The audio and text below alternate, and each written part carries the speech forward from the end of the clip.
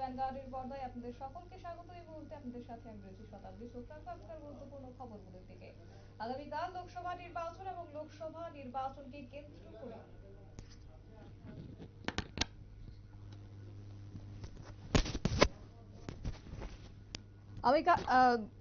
আগামীকালই রয়েছে লোকসভা নির্বাচন। অষ্টাদশ লোকসভা নির্বাচন অনুষ্ঠিত হতে চলেছে, কিন্তু তারই আগে চলছিল বাড়ি বাড়ি ভোট গ্রহণ এবং এক্ষেত্রে ভোট গ্রহণকে কেন্দ্র করে বিরোধীরা একাধিকভাবে অভিযোগ তুলছে, যেখানে নাকি বলা হচ্ছে যে ভোট গ্রহণে প্রকাশ্যেই নাকি চলছে ছাপ্পা ভোট সাবরুমে। নির্বাচন কমিশন একেবারেই ঠুটু জগন্নাথ, এমনটাই অভিযোগ তোলা হচ্ছে বিরোধীদের পক্ষ থেকে। তবে যদিও 17 এপ্রিল সাবরুম মহকুমার 40 সাবরুম বিধানসভা এলাকার কানাল বাড়িতে ঘটে এই ঘটনা। সিপিআইএম কংগ্রেস দলের একযোগেই প্রতিবাদ করলে প্রিসাইডিং অফিসার স্বপন দাস ধমক চমক দিয়ে চুপ করিয়ে দেন বলে অভিযোগ।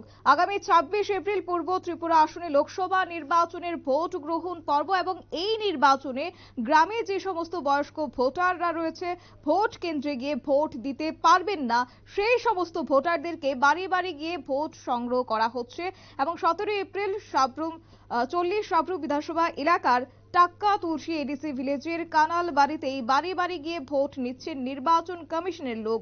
নির্বাচন কমিশনের সাথেই রয়েছে সমস্ত রাজনৈতিক দলের এজেন্টরাও সেই জায়গায় ভোট নেবেন এবং সেই স্থানেই নির্বাচন কমিশনের লোকদেরও যাওয়া বারণ রয়েছে। তবে গোটা বিষয়কে কেন্দ্র করে কি রয়েছে শুনবো বিস্তারিত।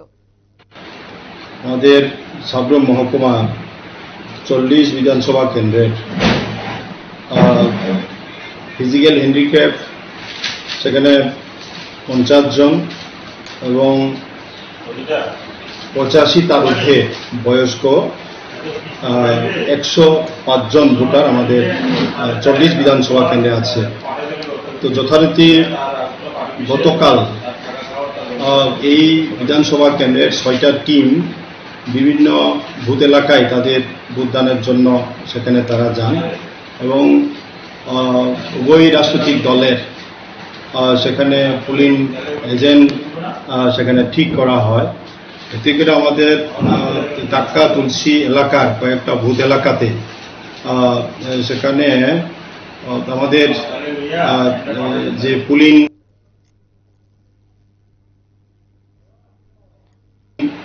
এজেন্ট তার উপরে যথেষ্টভাবে সেখানে বিভিন্ন ধরনের হয়রানি সেখানে করা হয়। তার মধ্যে ভোট দেওয়ার ক্ষেত্রে এবং তাদের বাড়ির প্রতিনিধিরা যারা ভোট দিতে চান তাদেরকে দিতে দেননি এবং বিজেপি মথা রাজনৈতিক দলের যে পোলিং এজেন্ট আছেন তার ড্রাইভার সেখানে সুব্রত চৌধুরী নামে একজন ব্যক্তি সেখানে তার নিজস্ব উদ্যোগেই এই বাড়ির ভোটারদের পোস্টাল ব্যালটে ভোট দেওয়ার জন্য সেখানে চেষ্টা করে এবং ভোট দেন বেশ কয়েকটা বুথ এলাকার মধ্যে এবং আমাদের এজেন্ট তার প্রতিবাদ করা হয় এবং সেখানে যে প্রিসাইডিং অফিসার আছেন স্বপন দাস ওনাকে বারবার অভিযোগ জানানোর পরও তার পদক্ষেপ গ্রহণ করেনি।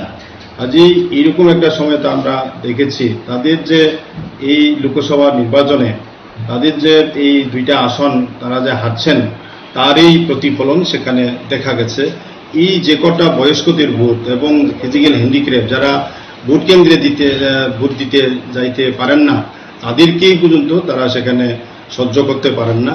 তারা এই যে কটা ভোটটাকেই তারা ক্যাপচার করার জন্য সেখানে চেষ্টা করেছে। আমরা তীব্র প্রতিবাদ জানাচ্ছি এবং আগামী দিনে যাতে করে প্রতিটি বুথ এলাকার মধ্যে নির্বাচন কমিশন যাতে উদ্যোগ গ্রহণ করে যথেষ্টভাবে সেখানে আরক্ষাকে ব্যবহার যাতে করে তার জন্য আমরা নির্বাচন কমিশনের কাছেও আবেদন করছি। আমরা এটাকে কেন্দ্র করেই আমরা আজকে সিপিআই মহকুমা কমিটির উদ্যোগে আমরা রিটার্নিং অফিসার যে 40 বিধানসভা কেন্দ্রের ওনার কাছে আমরা ডেপুটেশন মিলিত হয়েছি। আমরা আমাদের অভিযোগ সেখানে দিয়েছি যাতে করে সুষ্ঠু নির্বাচন যাতে সেখানে করার জন্য উদ্যোগ গ্রহণ করে। আপনারা শুনলেন তাদের বক্তব্য। 40 সাবরুম বিধানসভা কেন্দ্রেই চলছিল বাড়ি বাড়ি ভোট গ্রহণ আর সেখানেই নাকি দেখা গেছে যে কানাল বাড়িতে প্রায় প্রত্যেক ভোটারদের ভোট দিচ্ছেন বিজেপি দলের এজেন্টের গাড়ির চালক সুব্রত চক্রবর্তী, এমনটাই অভিযোগ তোলা হচ্ছে। পাশাপাশি নিষ্ক্রিয়তার অভিযোগ তোলা হচ্ছে প্রিসাইডিং অফিসারদের বিরুদ্ধে। নিয়ে নিচ্ছে ছোট একটি বিজ্ঞাপন বিরতি, সঙ্গে থাকুন।